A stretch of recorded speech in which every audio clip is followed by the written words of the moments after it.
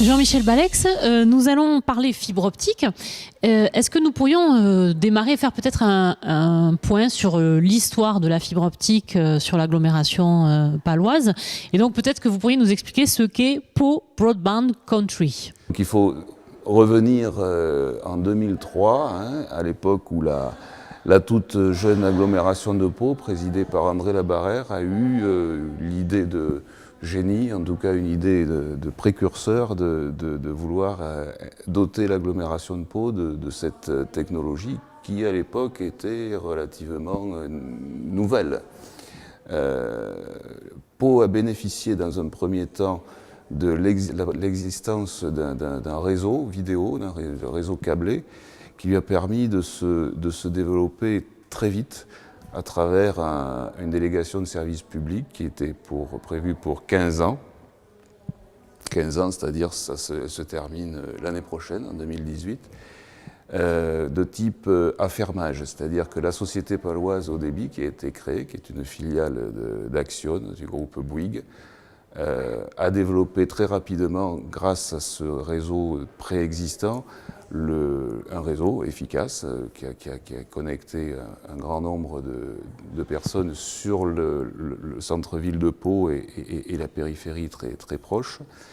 Mais une fois que ça a été fait, les difficultés quelque part ont commencé et le système a trouvé ses limites. La société paloise avait atteint son objectif.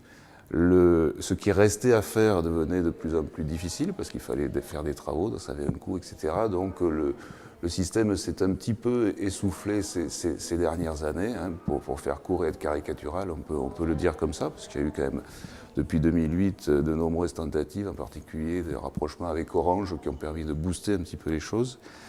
Et on arrive aujourd'hui en fin de délégation de service public, donc l'opportunité de la renouveler avec un nouveau type de délégation, un autre type de délégation de service public, à savoir une délégation de type concessif, où, pour faire court, on demande aux concessionnaires de participer à l'investissement avec un objectif précis. Donc normalement, ça va relancer la machine et le développement de la fibre sur l'agglomération.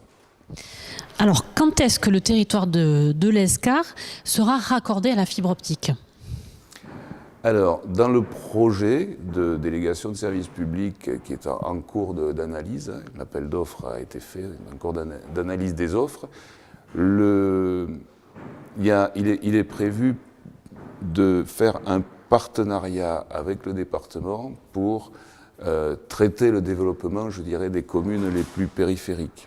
Donc il y a deux zones, on va dire. Enfin, en fait, il y en a trois, mais pour simplifier, il y a deux zones. Il y a la zone agglomérée à laquelle appartient l'Escar, qui sera fibrée à 100% au domicile des utilisateurs en 2020.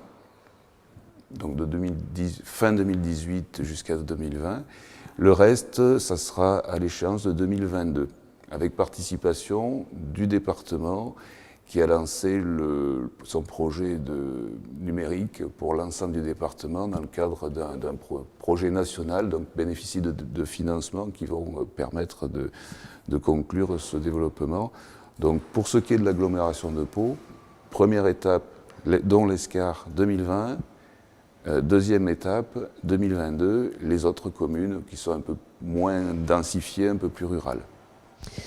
Est-ce que vous pourriez nous rappeler l'intérêt de l'usage de la fibre optique, que ce soit pour les particuliers, les entreprises et les collectivités ?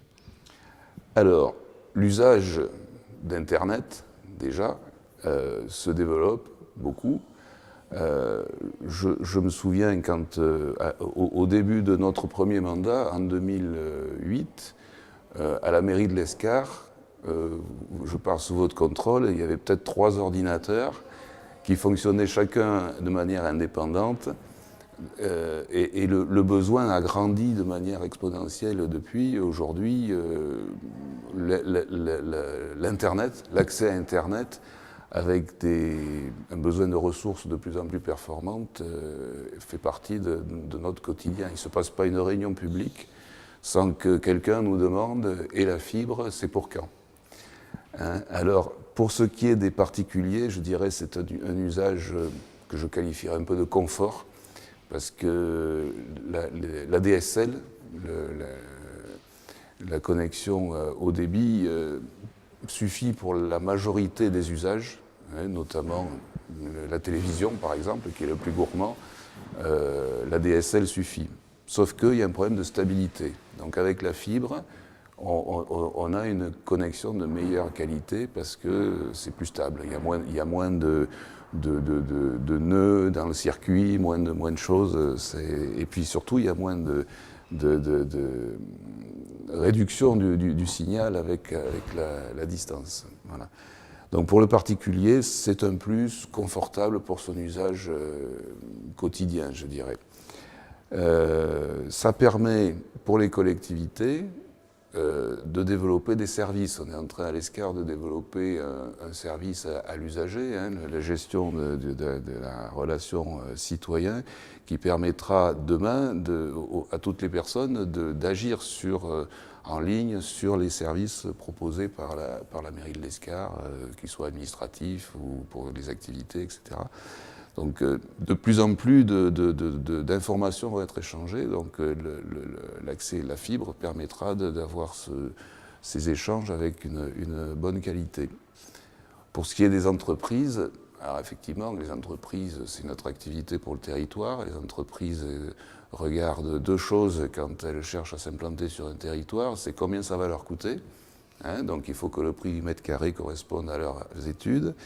Et est-ce qu'il y a des services? Et parmi les services, il y a l'accès au réseau informatique mondial. Les activités aujourd'hui, même des PME, sont mondiales. Et puis, je dirais aussi, alors ça c'est le côté attractivité, mais aussi le côté développement économique. Vous savez qu'on est aujourd'hui dans ce qu'on appelle le Web 2.0, hein, c'est-à-dire qu'on ne se contente plus de consulter ou de recevoir de l'information, mais on agit sur le réseau, on donne de l'information.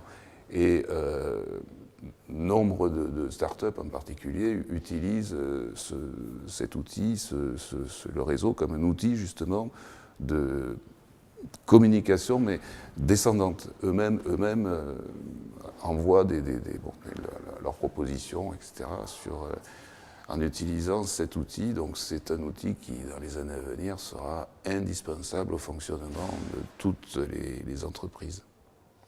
Pour terminer, j'aimerais que vous nous expliquiez ce qu'est ceci. Alors ceci, c'est l'exemple d'une fibre. On peut peut-être le rapprocher de la caméra parce que c'est vraiment très petit. Donc ce brin véhicule à minima 1 gigabyte de données. Et les réseaux regroupent quelques dizaines de fibres de cet ordre-là.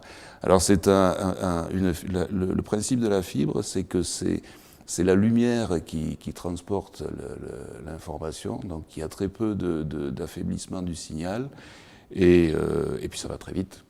Donc on peut multiplier les informations sur ce petit brin là qui a l'air de rien, mais qui est extrêmement performant.